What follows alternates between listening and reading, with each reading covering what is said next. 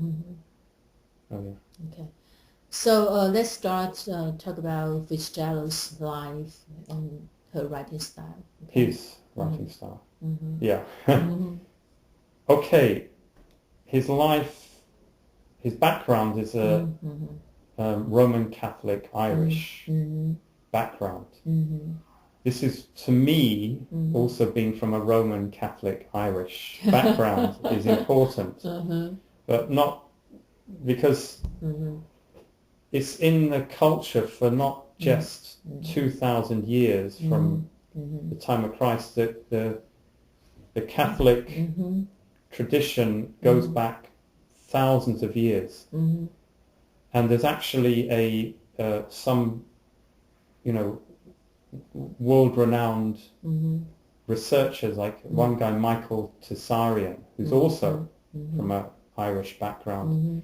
He believes that the Catholic, the Irish Druid, not the Catholic, before Christianity, the Druid system and the Celtic system was the earliest culture in the world. I don't know if that's true, but the tradition in Ireland is of storytelling. And this goes back pre-Christian times, when the priests who knew about books, knew about writing, had this theory, and in some ways I think it may be true, that if you pass knowledge down by speaking and talking, it could be chanting or singing, people remember much better than just reading and writing. Right. If you write down, you think it's written, you can forget it. Right. If I pass you a secret message, you have to remember it. You can't write it down. You must remember. Yeah. And this comes through, I think, with Irish, like we discussed James Joyce before, called the greatest, writer of the 20th century. Whether he is or not, I don't know. But it's this Irish tradition. And, Yeats, George Bernard Shaw, all these, so many, you could make a long list of writers who come from Ireland, but they have this gift for storytelling. And I think this is where Scott Fitzgerald really had from very early, even when he first went to school, he had this great gift. Before Princeton even. Oh, really? In his, elementary, kindergarten, and elementary and junior school, he was already performing, writing stories to impress the other boys. And they would even put on the plays. And as you say, later in Princeton, he became, he actually dropped out of Princeton. He was a dropout, but he was very famous for his plays and storytelling. So that was like his background. But also, very importantly, I think, his father, when he was young, had a great failure. And he failed in his company. I think he worked for some famous company like Procter and Gamble. He was just a salesperson, but he lost his job. And from that day on, even though his father actually loved acting and loved dressing up, and actually taught Fitzgerald all these things, this failure hit Scott Fitzgerald when he was very young, and he could see his father was destroyed by losing his job, and he made a promise to himself he would never be a failure like his father. So I think from very young he realized he had this gift as a writer. He found it so easy. And he obviously wanted to use this gift and become the great writer. This time, being a writer in America was still quite a new thing. And the first American, professional writer was Washington Irving. Probably, nearly a century before, or, not that long before, maybe 50, 60, 70 years before. But, it was still a new thing in America. The Americans still wanted to write the great American novel. And as you know, Fitzgerald and Hemingway were contemporaries, also rivals. As we will look at later. They live in Paris, they hung out together with other famous writers, and Gertrude Stein, who was a great not just writer really, but a great critic and also a collector and sponsor for many of them. And they met Picasso and James Joyce with another drinking partner. Then speaking of Ernest Hemingway, then do you want to talk about his writing style and the background? Well, we'll maybe finish with Fitzgerald, I guess, first. Although, it's a good comparison because their writing styles, you can't say opposite, but not polar opposites, but they're so completely different.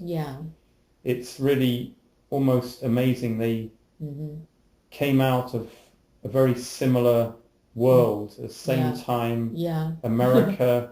They were both born right at the end of the 1800s, the 19th century, and grew up in the beginning of the 20th century, and met together. They were actually, I think, from what I've read, Hemingway was in many ways jealous of Fitzgerald's amazing poetic style.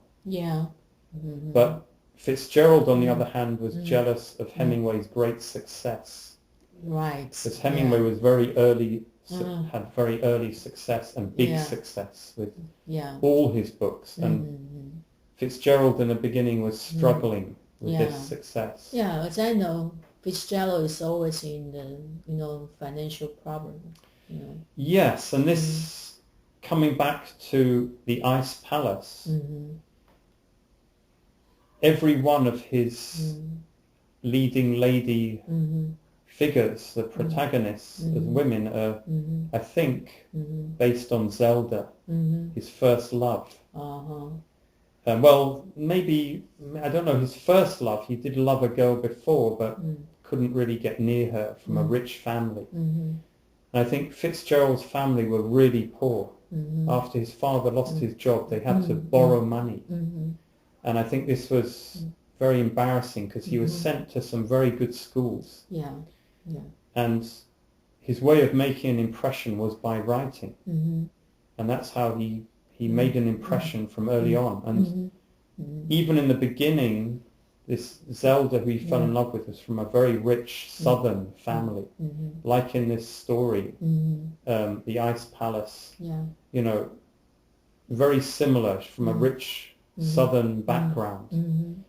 And when she first met Scott Fitzgerald, he was a very, very poor young man, but he was in an army uniform, ready to go to France. But like a lot of things in his life, he was ready to do it, he dreamed of doing it, but the war ended before he could go. And in his own words, he said, "Give me a hero, and I will make a tragedy out of his life." And in a way, it was like his own life was he tried to become this hero, but always became a tragic, ending to the story. That is true in the Ice Palace. Yes. Sort of. Sort of true, although in a way she saved herself by going back to the South. I mean, Sally Carroll ended up in the story, we don't know whether she left later, but as a still a young teenager, basically, a 19-year-old, still very young, managing to go back to the South and be with her old friends, and survived the near-death experience. Whereas Zelda, his real wife, ended up in a sanatorium, a mental hospital, just losing her mind. I see. Another tragedy of his life, because he worshipped Zelda, and all the other books, like his she actually rejected his first proposal of marriage. And at the same time, his first novel that he managed to complete, This Side of Paradise, was rejected twice. And he was forced out of the army without making it to France. So 3 big rejections, which could have ended his life very young. But luckily, later he didn't give up and sent his manuscript for the novel back to another publisher, and they published it. And it was with this publication that Zelda, who had rejected him, agreed, because I think it wasn't just money, because she didn't lack money, he did. But it was obviously it was this success that he was obviously suddenly gaining as a writer with this first novel. And also it did bring in a lot of financial rewards as well. And in the novel, really the female protagonist again was Zelda. Later, in his great novel, The Great Gatsby, the female protagonist was another Zelda, and The Great Gatsby was another Scott Fitzgerald. I mean, all his books, people said he never wrote an autobiography. So what? Every one of his books was like looking in a mirror.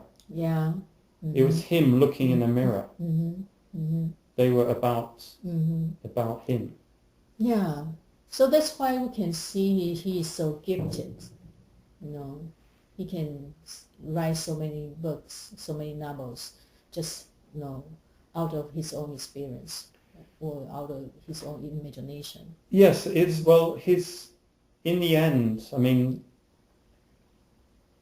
even long before the end, he actually he actually, I forget, maybe in a letter, he also wrote many letters. He also worked, for magazines, writing short stories.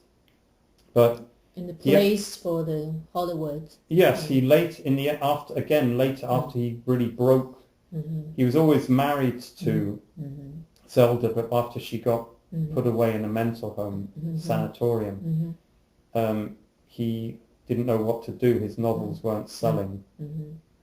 And he got a job as a script writer, for Hollywood. But again, a lot of problems in Hollywood, because Hollywood don't treat writers very well. No. They use them and squeeze them. But and don't respect them. He just wants to make a living there. Exactly. But they didn't even give him credits. They gave him no credits bar on one film. So he wrote many scripts for movies and a lot of dialogues for many movies, but he only was ever given one credit on one movie, which was not the most successful movie, which is again another tragedy in his life. So his death is also tragic. His death. Yes, well, he Heart died. Attack. He died young at 44, and he was a heavy drinker. I mean, the story has been made into a movie over 5 times. And maybe the more recent one with Leonardo DiCaprio is a very good example. This Great Gatsby living this dream life with the female protagonist who's married to a very rich guy in the story. Bar that, it's almost him and Zelda, and they just drunk and partied and partied. And even she had a baby. The moment the baby was born, they took the baby to the parties, drinking and partying. They lived this wild life. And some people call them like the king and the queen of the jazz age. This 1920s, after World War I. America was wealthy. Yeah. And people had money, and the war was over. Everyone was, the people who were alive were wanted to celebrate, and it ended up as one long party. Yeah. And But just after that, the Great Depression happened. This is what hit. This is exactly. They were living in the 20s, this wonderful decade of everything was new. Girls were bobbing, cutting their hair short. Yeah. Some of them wearing men's clothes. Men were becoming effeminate. There was just complete change in society. And then, as you say, bam, the Great Depression hit in 1929. And that hit Scott Fitzgerald and Zelda. And also all his books are about these rich, beautiful young people. And after 1929, in the 30s, with this depression, Europe was still in a depression. And America was now in a depression. People didn't want to read about these rich people just getting drunk every night. And this is why one of the reasons given for his stories not selling, because he couldn't leave this lifestyle. He couldn't escape from this jazz world. It's just like a good old days. Yes, to him. And also he couldn't escape from the bottle. Of course. This is another Irish problem. Oh, really? Although, James Joyce almost drunk himself to death as well. Hemingway maybe was a much bigger, stronger guy, but was also a great drinker. Yeah. Most of them, great writers. I'm wondering why, they need alcohol. They need an escape, be it alcohol or drugs. Whatever their escape is. Some find it through women, a lot through alcohol, smoking, drug taking. I mean, Coleridge was taking morphine. Opium. Opium, yeah. Okay. I mean, it is. I think being creative is not an easy lifestyle to lead. A creative lifestyle. Yeah. They almost, squeeze them out. Yeah, they. Well, it's almost. I mean, someone described Scott Fitzgerald as cannibalizing his own life, like eating himself. Oh, okay. To produce his work. I mean, his work was himself. And he admitted that at one point he really didn't know whether him and Zelda were real, or whether they were just characters playing out. He couldn't cut himself off from the stories. This was kind of a dangerous thing when you get lost in the own story that you're writing. In a way, he was writing his own life, but he couldn't escape from what he was writing. So it causes big problems to him. I think, it causes problems for him and his wife. Zelda went crazy. Yeah, I know. Yeah. She spends almost her life in the sanatorium. Mental hospital. Yeah. Okay. Then. Well, I mean, despite his drunken and his dying pretty much of smoking and alcoholism, I mean that was his life, but really that's his life as we look at it as a biography, but to him the one and only important thing, bar maybe Zelda, in his life was writing. And maybe one of the reasons they broke up because of his writing as well, because Zelda had an affair with another man, because writing, you have to focus your daily life on writing. And he would write, as I mentioned earlier, not one draft, but maybe 17 or 18 drafts of one book, completely rewrite again and again. I mean, this is one of the so-called secrets of being a great writer. You can't just, doesn't matter how talented. And even, I mean, you look at his short stories like The Ice Palace, or one that has been made recently, the last year or two, into a movie, Benjamin Button, The Curious Life of Benjamin Button. A great story of someone being born as an old man and reversing time, going back in time. Another great, perhaps in a way, you know, one of the best stories ever written. Again, a so-called short story, not so short, but being, you know, transformed into a great movie. And I think this is where, despite what happened in his own personal relationships and his early death, you know, tragic death, I mean, he lives on in his writing, and his books, The Great Gatsby, which is his best-known novel, sells more today than it did in his own lifetime, which is, you know, incredible. Almost, you know, every American knows about this novel. Yes. So he amazing. He does, in that sense, will, you know, live until eternity. Okay. So.